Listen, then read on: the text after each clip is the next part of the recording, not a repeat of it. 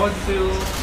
예, 실례했습니다. 예, 실례했습니다. 위원장님, 싸워주세요. 네, 위원장님 체포영장 집행된 데에 대한 신경 어떠십니까? 아, 잠깐만. 위원장님, 싸워주세요. 아니, 잠깐만 좀 조용해 주세요. 나오세요. 얘기 좀 하겠습니다. 전쟁입니다. 이 말을 한 여성이 떠오르네요. 이재명이 시켰습니까? 정청래가 시켰습니까? 아니면 개딸들이 시켰습니까? 방송통신위원회라는 기관 하나 없애는 것도 모자라서 이제 저 이진숙한테 이렇게 수갑을 채우는 겁니까? 제가 이전에 했던 말 다시 한번 국민 여러분께 들려드립니다. 민주당과 좌파 집단은 우리가 상상하는 모든 일을 하는 집단이다. 또 우리가 상상하지도 못하는 일을 하는 집단이다. 제가 그렇게 얘기한 적 있죠. 자, 이진숙 여기 수갑 차고 있습니다. 방송통신위원회라는 기관 하나 없앴습니다. 법까지 만들어서 없앴습니다. 민주당 의원들은 제가 대통령의 가치와 철학과 배치돼서 없앤다고 사퇴하라고 했습니다. 대통령의 가치와 철학과 맞지 않아서 사퇴해라? 그건 대통령이 시키는 말을 듣지 않아서 저를 자르고 기관까지 없앤다는 뜻 아닙니까? 그것도 모자라서 이제 저 이진숙한테 이렇게 수갑까지 채웁니다. 그 이유가 영등포 경찰서에서 저한테 출석 요구서를 3차례 보낸 것은 사실입니다. 물론 그 출석 요구서도 때로는 출석 요구한 날보다 늦게 도착한 경우가 있었고, 그리고 마지막 출석 요구가 된 날이 9월 27일이었어요. 그것도 그 출석 요구서도 9월 27일 지나서 받았습니다만, 그날은 방송통신위원회라는 기관을 없애고 방송통신, 또 이럽니다 제가, 방송미디어통신위원회라는 새로운 기관을 만들기 위해서 법을 통과시키려고 했고, 필리버스터, 최형두, 김장겸 두 의원의 필리버스터가 예정이 돼 있었고, 저는 마땅히 기관장으로서 참석을 해야 됐습니다. 국회 출석한다고, 국회. 이재명 대통령이 얘기했던 그 선출 권력 아닙니까? 국회 출석하느라고 영등포 경찰서 못 온 걸 가지고 이제 저한테 지금 이렇게 수갑을 채우고 있습니다, 여러분. 국회 출석한다고 경찰에 출석 못했다. 그래서 이렇게 수갑을 채우겠다. 그러면 선출 권력보다 개딸 권력이 더 센 겁니까? 지난 7월 3일에 소위 뉴스공장에 4명의 과방위원들이 출연을 했습니다.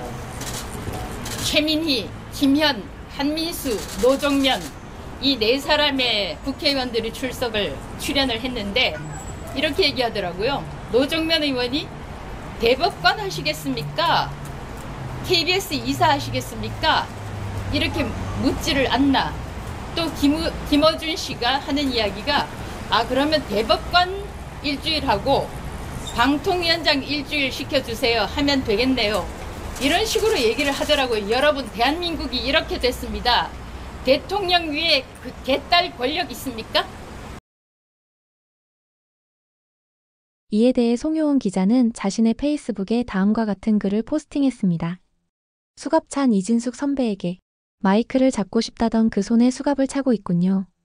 그래도 30년 가까이 한솥밥을 먹었고 한때는 부부 모임을 할 정도로 가까웠고, 청춘이 푸르던 젊은 기자 시절에는 방송 독립, 공정방송을 목숨처럼 여기며 길거리에서 시민들에게 파업 노보를 배포하던 추억이 있는지라 수갑찬 오늘은 선배라는 호칭으로 부르겠습니다. 구치소의 과거들랑 면벽하고 찬찬히 지난 날을 돌아보세요. 냉정하게 말하자면 당신은 기자인 적이 없었습니다. 주목받고 싶은 욕망만이 있었을 뿐입니다.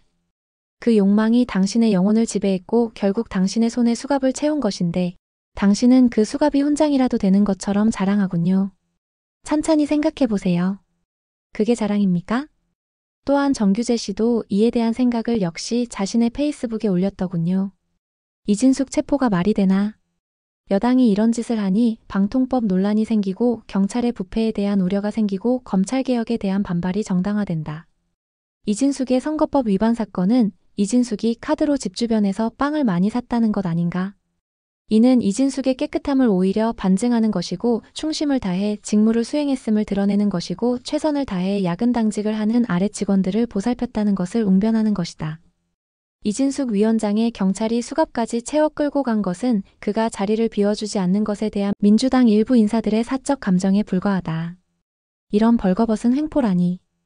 더구나 지금 경찰이 말하고 있는 좌파는 상상할 수 있는 모든 것을 하는 집단이라거나 다수의 독재로 가게 되면 민주주의가 아닌 최악의 정치 행태 등을 주장한 발언이 사전선거운동이거나 공무원의 정치 중립 위반에 해당한다는 주장은 실로 가증스럽다. 이런 발언은 그 내용상 일반론에 불과하고 개인의 사상과 표현의 자유에 속한다. 공직 질서와도 관련 없고 무슨 하극상의 문제를 일으키는 것도 아니다. 사전선거운동이라니. 아니 언제 이 나라 경찰이 사상에 대한 예비적 검소까지 시행한다는 말인가? 경찰은 이진숙을 즉각 석방하기 바란다. 그리고 민주당도 이성을 찾기 바란다. 민주당은 지금 만성적 흥분 상태에 중독되어 간다.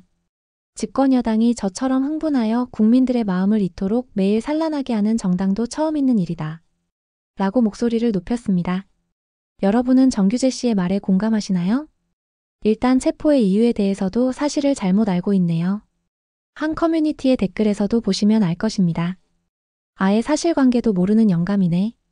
선거법 위반이 어떻게 카드로 빵 많이 산 사건이냐? 그건 업무상 횡령, 배임으로 다른 사건이고 체포된 사건은 유튜브에서 정치 중립 위반, 선거행위 위반으로 잡혀간 건데. 진짜 수준 처참하네. 또 다른 댓글에서도 뼈를 때리는 글이 올라왔습니다.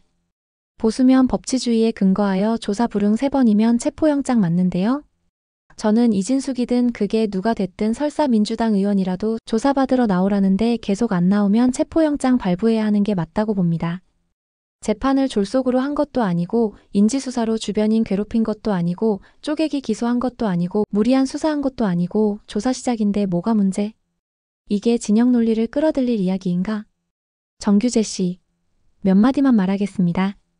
개인의 사상과 표현의 자유는 당연히 존중돼야죠. 근데 그건 당신이나 우리 같은 평범한 사람들에게 해당되는 말이고 국민의 세금을 받아먹고 사는 공직자는 다시 한번 분명하게 말합니다. 공직자는 그러면 안 된다고 법에 명시되어 있잖아요. 그 사람이 평범한 한 시민이었을 때 한 말이었습니까? 아니, 그토록 오랫동안 언론에 종사하셨으면서 그 정도도 모르는 것입니까? 아니면 알면서도 그러는 것입니까? 이재명 대통령에 대해 호감을 드러낸 것으로 보수 우파들에게 많이 비난을 받아서 이제 좀 점수를 만회해보려고 그러는 것입니까? 아무리 그러고 싶다고 해도 사실관계는 명확히 알고 비판을 해야죠. 불법 행위를 한 사람을 이런 식으로 옹호한다는 것이 보수의 모습입니까? 법과 원칙을 지키는 것이 보수의 중요한 가치 아닙니까? 이진숙의 체포 자체가 불법이라도 된다는 것입니까? 그동안 바른 말들을 하는 걸 보며 상당히 좋게 여기고 있었는데 느닷없이 이진숙을 석방하라니요? 경찰이 정당하게 적법 절차에 따른 법 집행을 했는데 체포가 말이 되냐고요? 정당한 법 집행을 되지도 않는 근거로 비판하는 건 말이 됩니까? 옳은 건 옳다, 그른 건 그르다 라고 정도를 걸어가시길 바랍니다. 오늘 보니 정규재 씨도 이성을 찾아야 할 것 같습니다. 사적 감정이니 횡포니 민주당에 저항하면 이 꼴이 될 것이라니 또 무슨 사상에 대한 예비적 검속이라고요? 이진숙이 어떤 사상을 그 뇌 속에 가지고 있던 그게 뭔 상관입니까? 그런 사상을 가지고 있다고 해서 체포된 것입니까? 어떻게 뇌 속의 사상을 가지고 체포할 수 있겠습니까? 공직자로서 지켜야 할 정치적 중립을 위반해서 고발당한 것 아닙니까? 공직자로서 지켜야 할 선거법을 위반해서 고발당한 것이잖아요. 어떤 대통령은 개인의 바램을 말했는데 그게 정치적 중립 위반이라고 해서 탄핵 소추까지 되기도 한 걸 잊으셨습니까? 당신의 논리대로라면 그 대통령의 사상이나 표현의 자유인데 말입니다. 이런 식으로 자신의 생각을 마치 사실인 것처럼 호도하여 주장하는 것이야말로 언론인으로서 부끄러운 줄 알아야 하는 것 아닙니까? 정규재 씨는 진정 이런 수준밖에 안 됩니까?